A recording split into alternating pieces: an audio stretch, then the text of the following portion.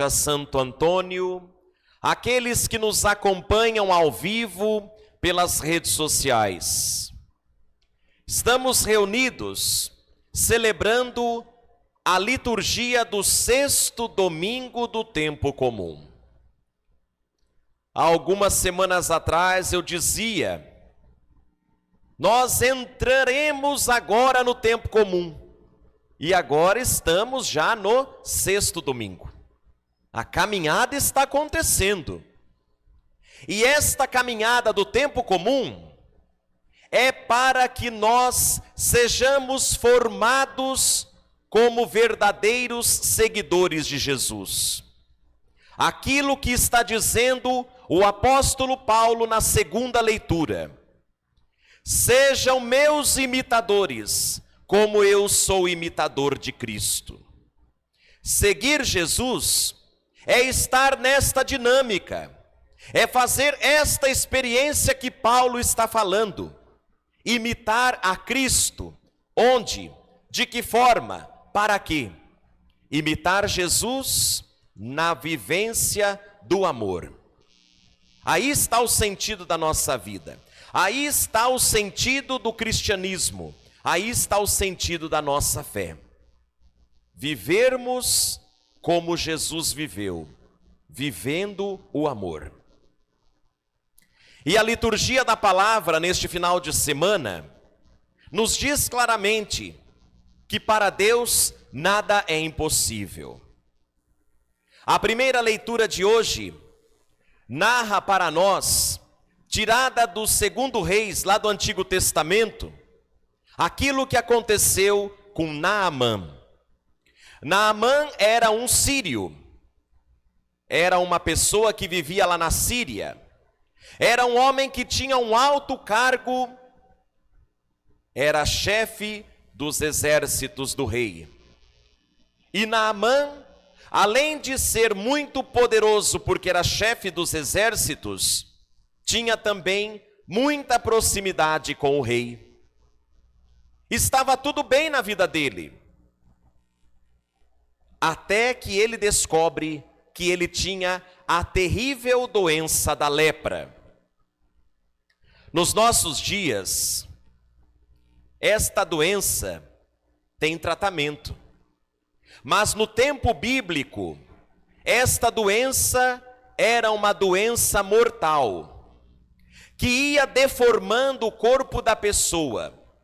A pessoa ia tendo os membros do corpo praticamente, além de deformados, desfeitos.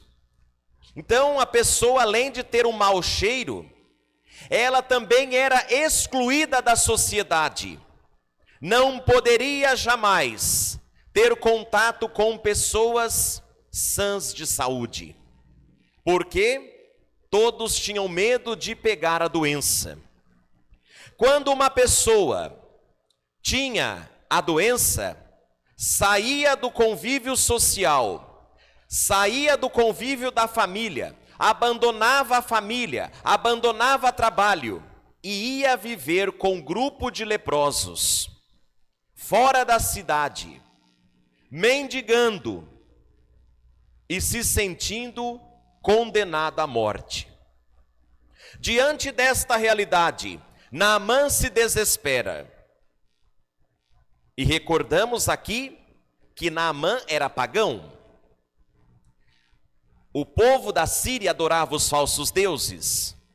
Portanto, estava desesperado, estava sem esperança.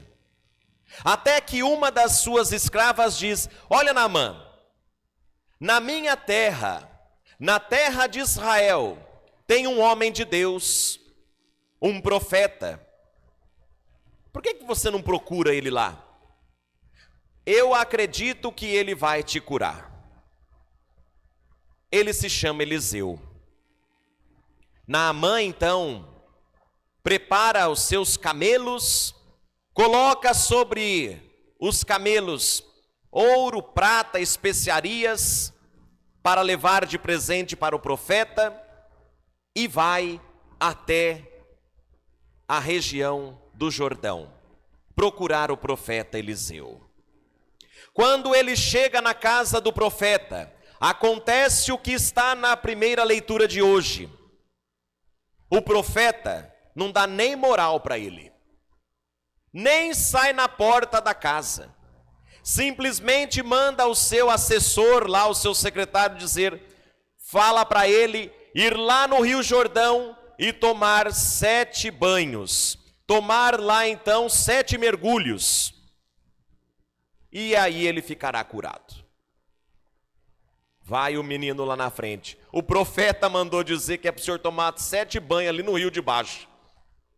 Imagina a cara do Naamã. Um homem do alto padrão lá da Síria. Ter que tomar banho no Rio Jordão. O Rio Jordão não é um rio grande. O Rio Jordão é um rio de proporção pequena.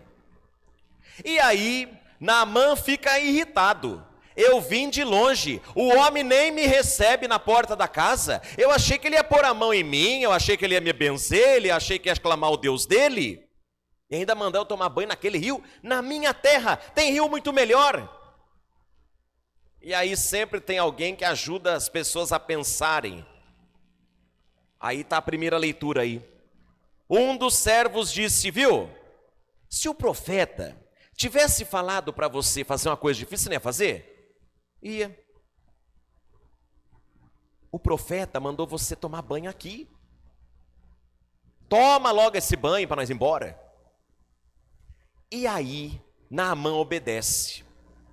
E no 7º mergulho, ele fica totalmente purificado. Ele faz a experiência de deixar os rios, deixar o conforto, deixar a sua posição social e até os seus deuses que eram falsos, para fazer a experiência de Deus através do profeta Eliseu.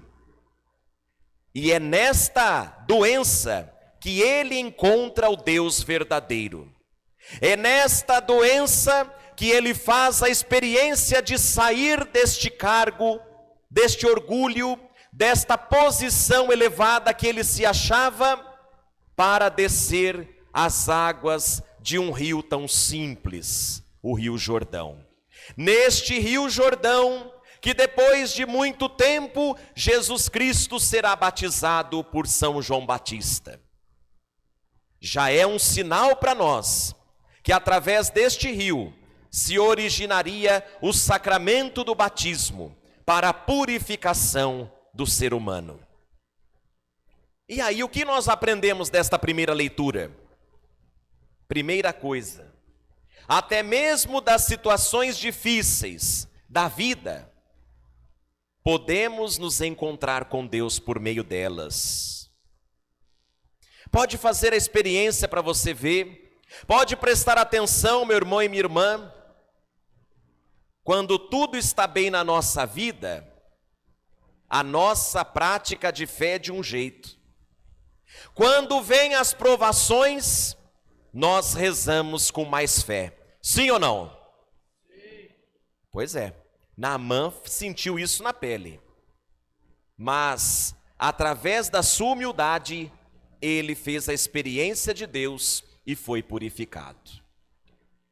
O salmo que nós acabamos de rezar, o Salmo 31, fala para nós nos nossos dias, qual é esse tipo de lepra que a primeira leitura está apresentando.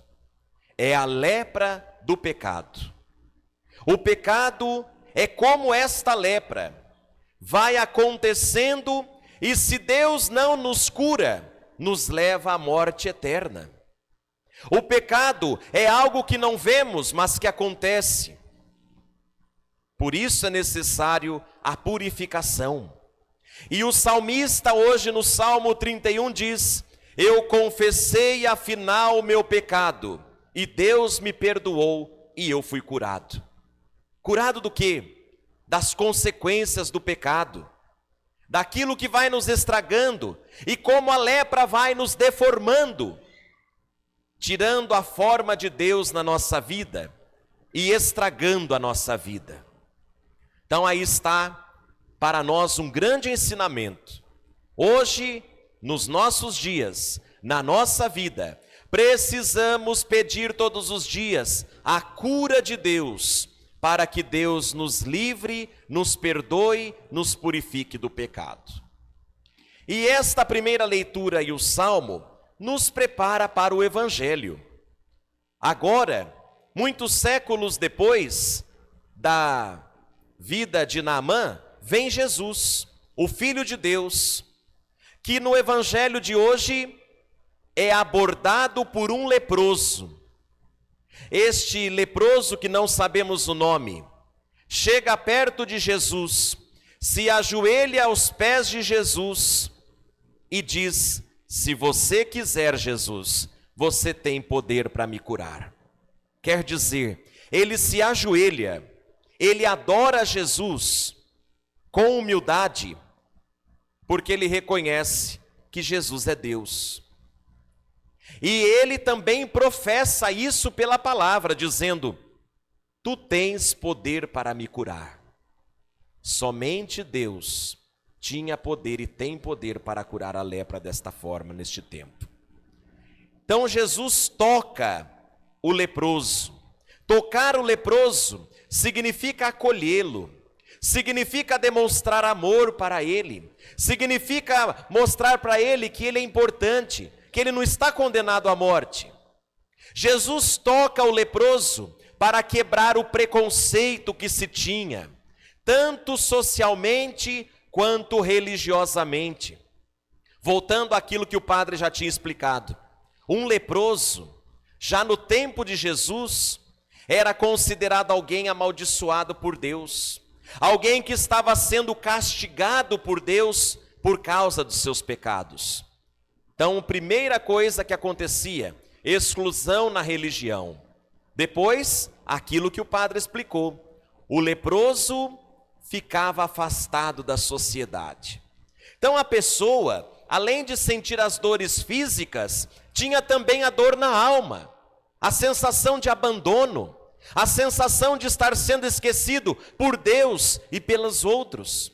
O toque de Jesus é um toque que acolhe, mas é um toque que cura. Cura fisicamente e cura também a alma. E aquele toque foi um toque que curou, um toque curativo. O toque de Deus na vida do doente. Meu irmão e minha irmã, todos nós precisamos deste toque de Jesus. Eu preciso, você precisa. E é neste toque que ele nos cura destas espécies de lepras, que pode ser o preconceito, que pode ser a vaidade, que pode ser o orgulho, que pode ser o apego às coisas materiais. Enfim, são tantos tipos de lepras que às vezes nós estamos tendo, que nem nós enxergamos, mas o Senhor enxerga. Por isso, é importante dizer ao Senhor todos os dias: Jesus, cura-me, Jesus, salva-me, Jesus, liberta-me. E o Senhor vai tocando a nossa vida. Cada vez que nós nos confessamos, somos curados da lepra do pecado. Cada vez que nós comungamos, participamos da missa, somos também tocados pelo próprio Cristo. Somos também libertados de todas as doenças espirituais. Então aí está a importância de nós estarmos firmes, caminhando com o Senhor, imitando aquilo que o Senhor faz, mas também deixando Ele fazer dentro de nós todas as curas, todas as libertações que nós precisamos, sobretudo do pecado. Que o Espírito Santo nos ajude para que assim possamos viver tudo aquilo que a palavra hoje nos ensina. Por Cristo Senhor nosso. Amém. Juntos, creio em Deus Pai,